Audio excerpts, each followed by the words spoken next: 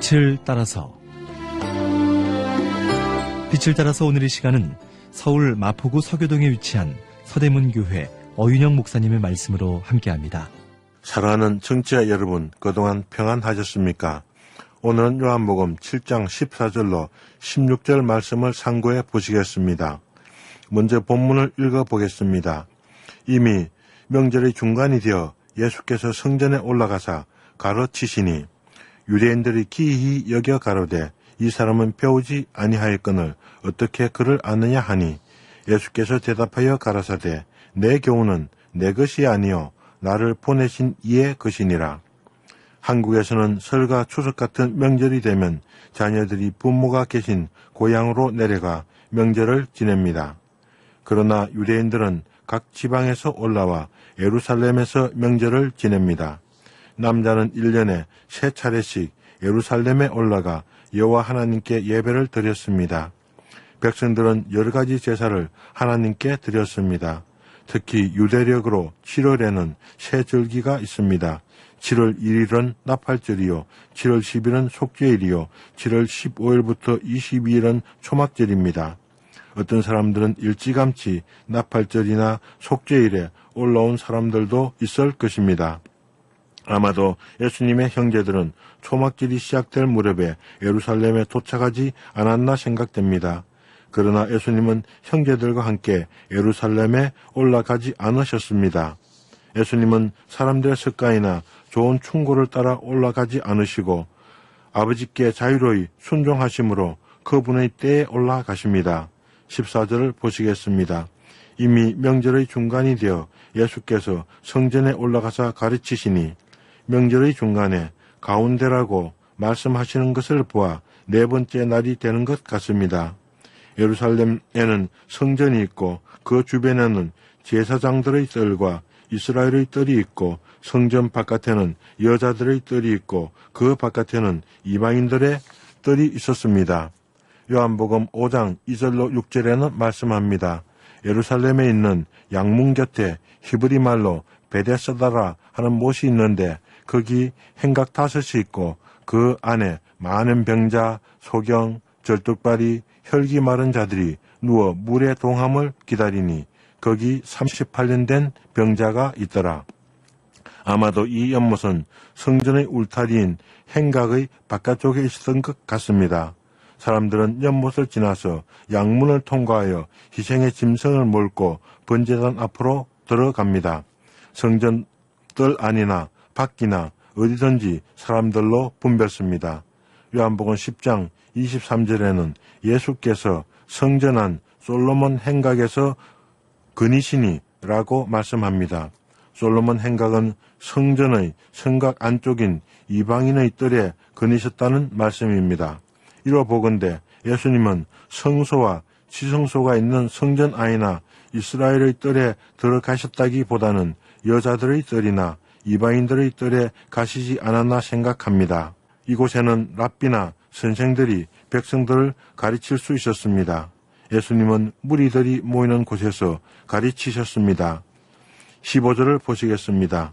유대인들이 기이히 여겨 가로되 이 사람은 배우지 아니하였거늘 어떻게 그를 아느냐 하니 예수님의 교훈은 언제나 사람을 놀라게 합니다. 예수님은 하늘에 속하셨습니다. 세상에는 제자들이 스승에게 학문을 배웁니다.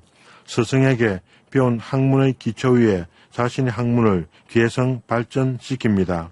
그러나 예수님의 교훈은 사람에게서 나지 않았습니다. 예수님은 이 우주를 창조하셨습니다. 그분의 말씀 안에 생명이 있습니다. 세상의 어떤 사람도 스스로 생명의 말씀을 가지고 있지 않습니다. 오직 하나님께서 주신 생명의 말씀을 믿음으로 영생을 소유할 수 있습니다. 마태복음 5장에서 7장에 예수님은 무리들에게 산상에서 말씀을 전하셨습니다. 이 말씀을 들은 무리들은 7장 28절로 29절에 말씀합니다. 예수께서 이 말씀을 마치심에 무리들이 그 가르침에 놀래니 이는 그 가르치시는 것이 권세 있는 자와 같고 저희 서기관들과 같지 아니함일러라. 유대인들은 놀랐습니다.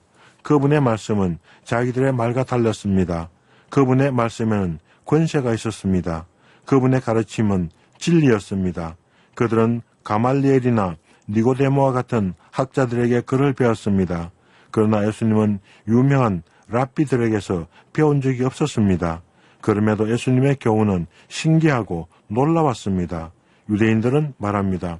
이 사람은 배우지 아니하였거늘 어떻게 글을 아느냐? 글이란 헬라어로 그람마입니다. 이 낱말은 기록된 것을 의미합니다. 즉 글이나 기록된 서류나 학문을 말합니다. 이 글을 가르치는 사람이 서기관 율법교사입니다. 예수님은 랍비 학교에서 체계적으로 학문을 배운 적이 없으십니다. 그럼에도 불구하고 예수님의 말씀은 권세가 있었습니다. 예수님의 한 말씀은 사람의 마음을 찔러 쪼갭니다. 예수님의 말씀을 들은 사람은 그냥 중간지대, 즉 회색지대에서 엉거주춤하게 서 있을 수가 없습니다. 예수님의 말씀을 들은 사람은 그의 제자가 되든지 그의 대적자가 됩니다. 16절에 예수님은 말씀하십니다. 예수께서 대답하여 가라사대 내 교훈은 내 것이 아니요 나를 보내신 이의 것이니라. 유대인들의 가르침은 순전히 자기 자신에게서 나온 것입니다. 그들의 가르침은 땅에서 났습니다.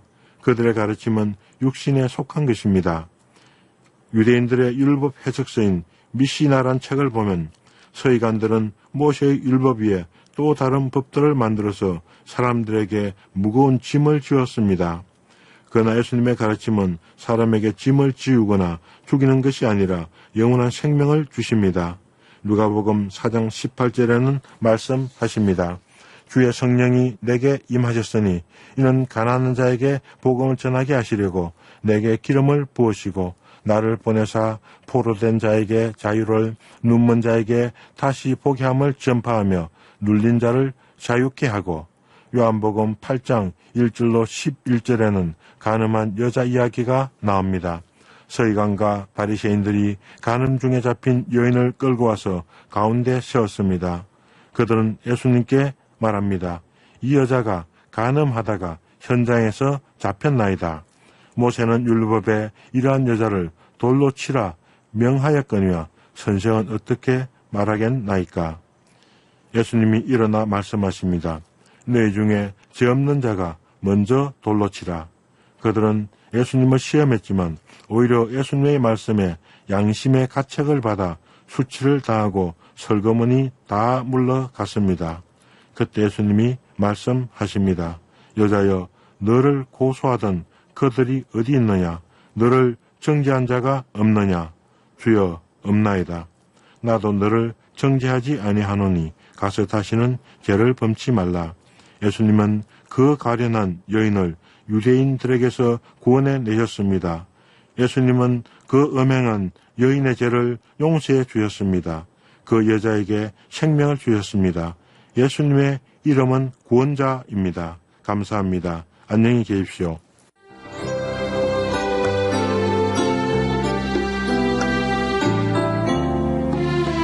지금까지 서울 마포구 서교동에 위치한 서대문교회 어윤영 목사님의 말씀으로 함께했습니다. 이 방송 들으시고 신앙생활에 도움받기 원하시는 분들은 서울전화 02-3141-5853번 서대문교회나 서울전화 320-0553번 극동방송 양육국으로 문의하시기 바랍니다.